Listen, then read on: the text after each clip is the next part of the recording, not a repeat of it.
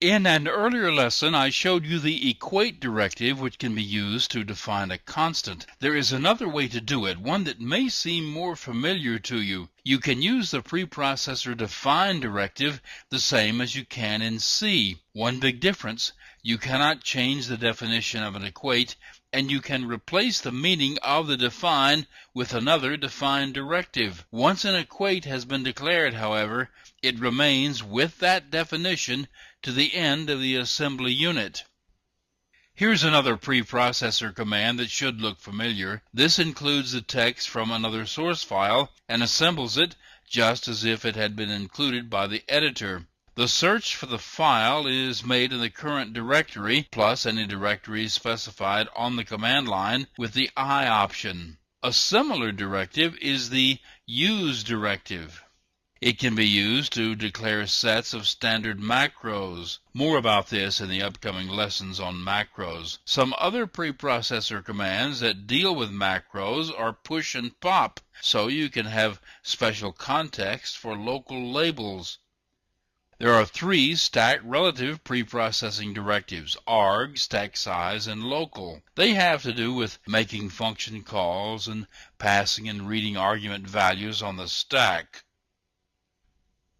Now for the conditional assembly directives. You can use if to specify which lines of code are assembled. Else if and else are both optional in this example. You can have more than one else if clause, and there are negative operators. IFN means if not, and ELFIN means else if not. And there are other things that can be tested with an if. You can use ifdef and ifndef to test whether a macro has been defined. And more than that, you can use the else if def and else if not def in the else positions of the conditional statement.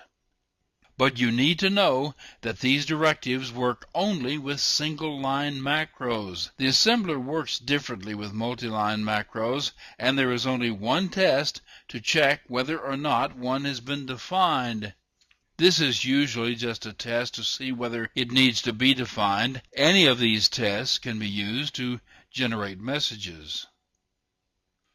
For example, if the single-line macro lump is not defined, these directives will generate an error message. Now, if an error message is a bit too strong, you can simply issue a warning message and perhaps correct whatever was found to be wrong. If issuing an error is not strong enough, you can use fatal, which will issue the message and immediately halt the assembler. This can be handy if whatever is wrong could possibly cause a stream of errors and warnings to come out later. There are a few other preprocessor directives, but they're either very specialized or they're rarely used, or both. Some of them will be shown to you in later examples, but these are the main ones.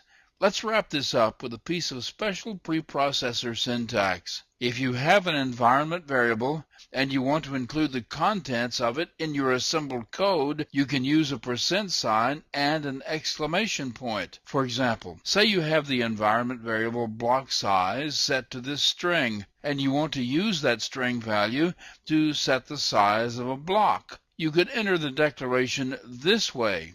The contents of the variable would be used, and the result would be a declaration for the size you want.